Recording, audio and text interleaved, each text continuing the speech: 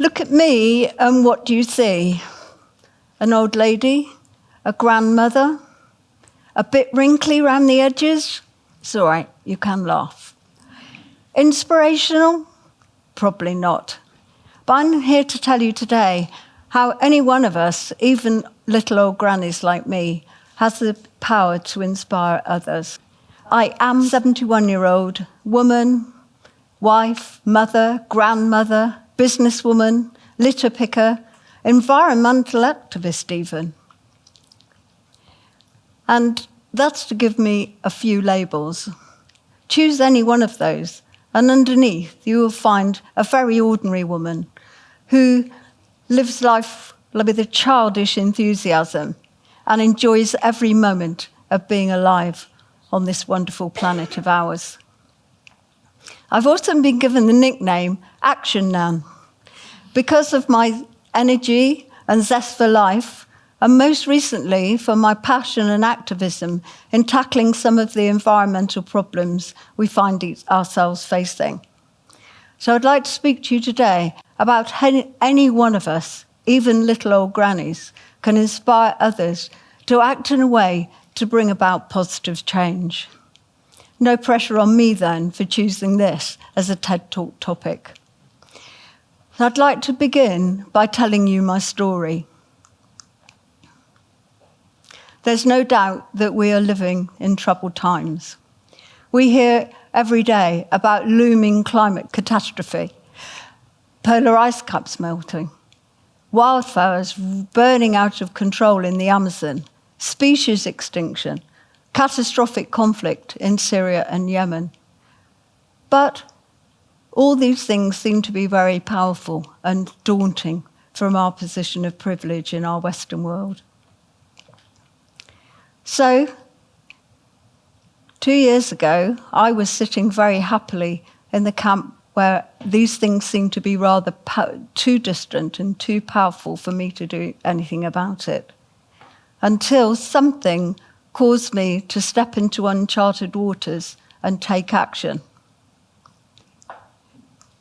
The something for me was going to see the film A Plastic Ocean in a local cinema with my son on Mother's Day 2017. This film shocked me to the core.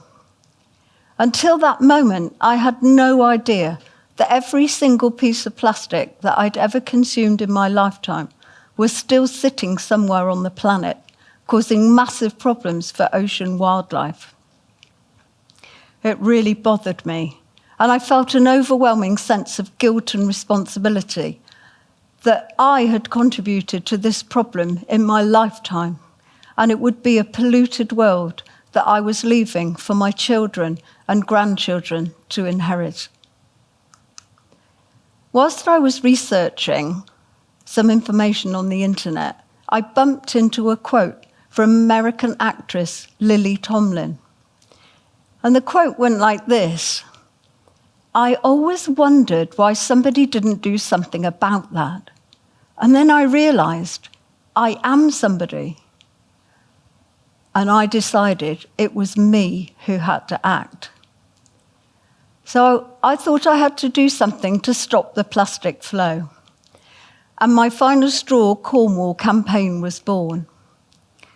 2 years later, we are confident that you will not go to any hospitality business in Cornwall and be served a plastic straw. At the same time that we launched the campaign, David Attenborough's series Blue Planet 2 hit our TV screens. With its massive audience reach and images of wildlife struggling to come to terms with human domination of the planet, the images were so great and so frightening that we actually, all of us, were concerned about that. And David Attenborough graphically illustrated what was happening. A recent survey by Global Web Index has indicated that after that series, 50% of us in the UK and the USA have actually reduced our plastic consumption. How powerful is that? And this phenomenon of being able to influence large numbers of people to make behaviour change has been given its own name, the Attenborough effect. In order to achieve change, you have to object. This does not have to be confrontational. And as I said before, it's all too easy for us to be overwhelmed by distant problems. And we sit in our comfortable armchairs. It's not enough to like and share on Facebook and think that you have made a contribution. A recent advert from UNICEF has shown that likes do not save lives. It's about taking action, being stirred to action, to try and do something about things that you care passionately about. And it's not the big things. Every little action you can take and make a difference. I'd like to have a look at some people, recent times, that have ordinary people like you and me, but what they did was extraordinary. Rosa Parks, who refused to give up her seat on the bus and was a leading light in the American Civil Rights campaign with Martin Luther King. Mahatma Gandhi, who encouraged Indians to seek independence by peaceful protest and withdrawal of labour. Nelson Mandela, who achieved the fall of apartheid in South Africa despite being in prison for a large percentage of his life by practicing forgiveness rather than revenge. And most recently, a 16-year-old schoolgirl, Greta Thunberg, who sat outside the Swedish parliament on a school strike for climate.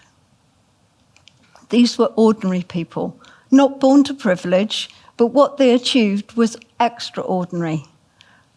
They achieved it by peaceful protest, by encouraging their followers to take action, simple actions, and not challenging or being confrontational. They were brave, resolute, passionate, and they gave their followers simple things to do. Think for a moment about who's inspired you when you've sat and listened to them talk. What was it about them that made you sit up and take notice? Most of us like to belong to the in crowd and find it daunting to actually act or behave differently from the rest. I'd like to share a video with you. Look it up on YouTube. It's called The Dancing Guy. And in a crowded festival field, everyone's chilling out and have a good time. And one crazy dancer gets up and starts strutting his moves. Everyone looks at him and thinks he's a bit nutty and doesn't do anything much. And that's until the second guy gets up, his all-important first follower, who gives the first guy credibility. And then soon, the whole festival field is up on its feet. It just goes to show that if you find something you're passionate about and you get up and do something about it, others will surely follow. And the more we do, the more impact we will have to get the job done. So what can you do to inspire other people today? Pick your passion. Choose something you care passionately about. As Olga Evans said, it's not that my composting is going to empty landfills of food waste, but my change heart and mind might influence others, and that might spread, and that might change the world. Voting with your wallet is a really easy thing you can do. Not buying piles of plastic rubbish, not buying fast fashion. That will mean eventually, if we all did it, it won't be made. And more importantly, have conversations with your friends about it. Spread the word. Get it to be the in thing that others want to join in with. Take responsibility. Don't stand idly by, thinking it's always someone else's job to do that thing that's bothering you.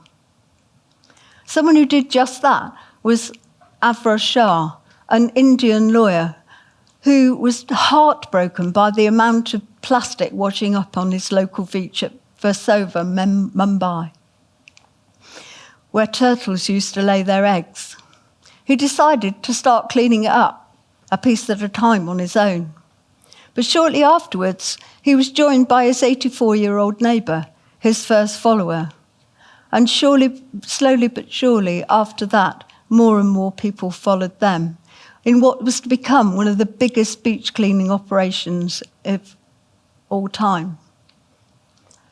And now, some years later, turtles had returned to Versover Beach and are laying their eggs there, hatching their young for the first time in decades. First of all, don't worry if what you do, people start to think you're crazy, you've gone a bit mad. Embrace it. Be convinced that everything that you can do, you tell yourself you can do it. Here are some of my own crazier moments when I decided to challenge myself to do things that I never thought I could. And don't worry, age needn't be a barrier to doing any of these things. I didn't actually start any of these until I was 50. Stories about my beach cleaning activities as a little old granny have appeared in media at home and around the world. I've been asked to appear on The One Show, on daytime TV, Radio 2, and The Times Online, BBC Three. It's been just incredible. I found the image at the bottom particularly funny, of me as a little old beach cleaning granny. It made me and my family cry with laughter when we saw it. In fact, I think I've gone viral. So, I've had some amazing messages of support and from people all over the world. Here's just two of them, one from New Zealand and one from California. And I'd like to leave you with this parting thought today. I've been delighted to be able to share my story with you. But I'd like to say that everything I've achieved in the last 2 years has been because I decided that I am somebody, but so are you. So, grab the moment, take action, bring on your first follower, and start your own revolution.